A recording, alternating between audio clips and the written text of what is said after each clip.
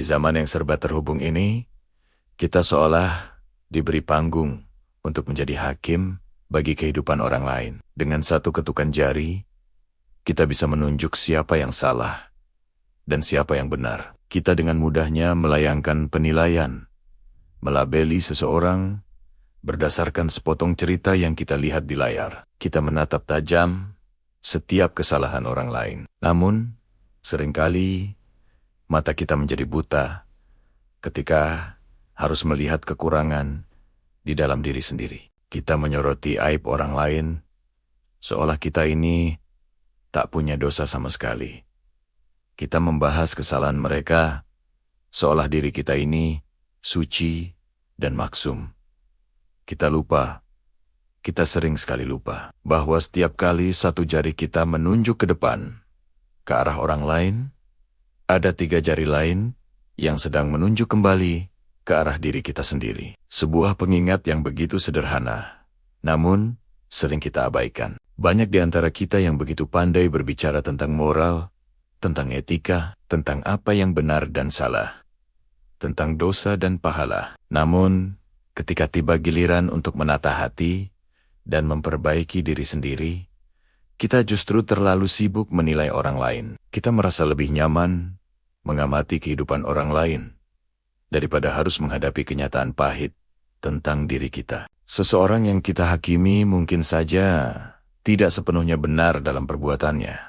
Tapi siapa tahu, hatinya jauh lebih bersih daripada kita yang gemar menghakimi. Kita hanya melihat dari luar, dari apa yang tampak di permukaan. Padahal, hanya Tuhan yang mampu menilai apa yang ada di dalam hati.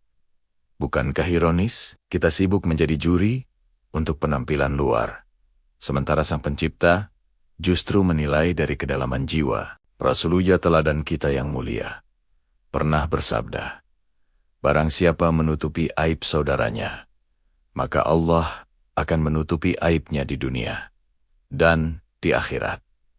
Hadis riwayat Muslim. Ini adalah sebuah janji yang luar biasa, sebuah jaminan dari Allah.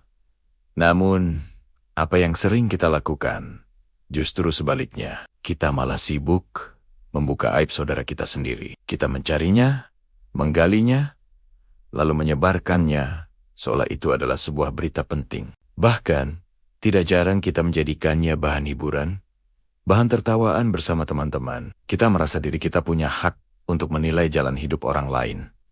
Padahal perjalanan setiap jiwa menuju Tuhannya itu unik dan berbeda-beda. Ada yang baru mulai belajar melangkah, ada yang sedang berjuang keras untuk bangkit dari keterpurukan, dan ada pula yang diam-diam menangis di keheningan malam, memohon ampunan atas segala penyesalannya. Tapi, mata kita tidak sempat melihat semua itu.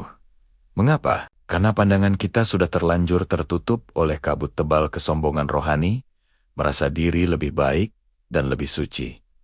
Fenomena ini sungguh aneh jika kita renungkan lebih dalam. Banyak yang tampak begitu religius di luarnya, pakaiannya, tutur katanya, namun hatinya ternyata kering kerontang dari rasa kasih sayang. Banyak yang begitu fasih mengutip ayat-ayat suci, namun lidahnya begitu tajam, tanpa sadar menyakiti hati sesama. Banyak yang mengaku mencintai Tuhan dengan segenap jiwa, tapi di saat yang sama, ia menyimpan kebencian yang mendalam kepada hamba-hambanya.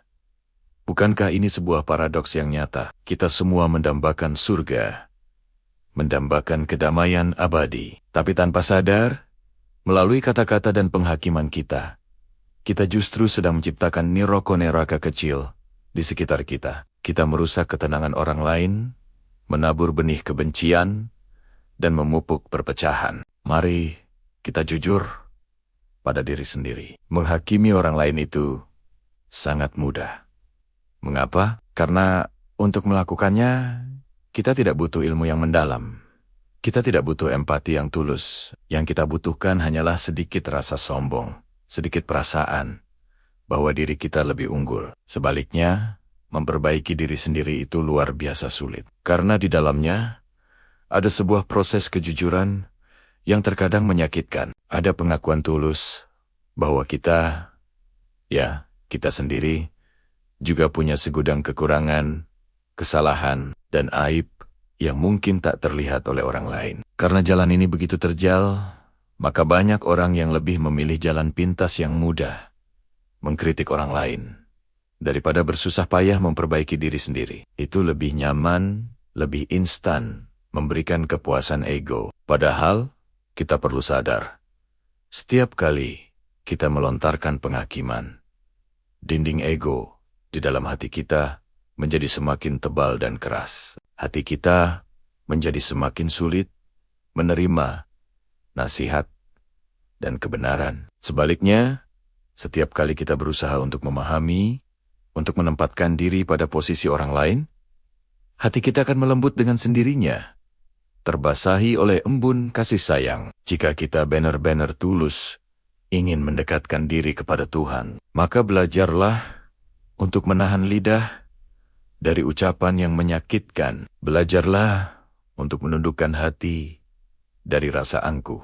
Dan yang terpenting, belajarlah untuk menerima sebuah fakta universal, bahwa tidak ada satupun manusia yang sempurna di muka bumi ini, termasuk diri kita sendiri. Coba kita berhenti sejenak dan bayangkan jika suatu saat Tuhan menghakimi kita sekeras dan setajam kita menghakimi orang lain. Bayangkan jika setiap kesalahan kecil kita dicatat, diperlihatkan, dan dihakimi tanpa ampun.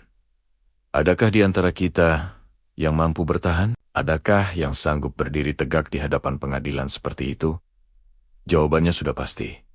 Tidak ada. Tidak seorang pun. Karena pada hakikatnya, kita semua bisa terus menjalani hidup ini di bawah naungan ampunan dan rahmat-Nya. Bukan karena kesempurnaan kita. Ampunannya yang menutupi kekurangan kita, Rometnia, yang memberi kita kesempatan untuk terus mencoba menjadi lebih baik. Maka dari itu, sebelum jari ini mulai mengetik komentar pedas, sebelum lidah ini tergelincir mengucap kritik tajam, coba tanyakan sekali lagi pada diri kita sendiri.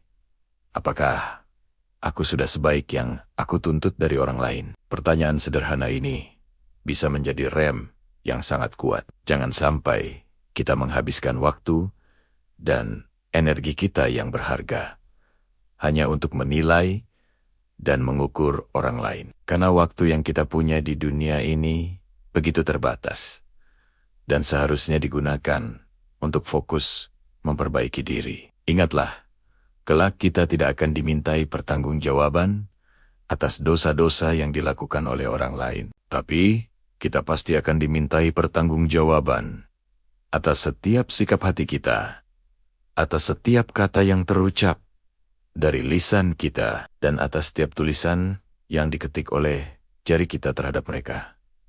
Itu adalah tanggung jawab pribadi kita masing-masing. Maka, setiap kali kamu merasa tergoda untuk menghakimi seseorang, setiap kali hasrat untuk menilai itu muncul, ingatlah ini baik-baik.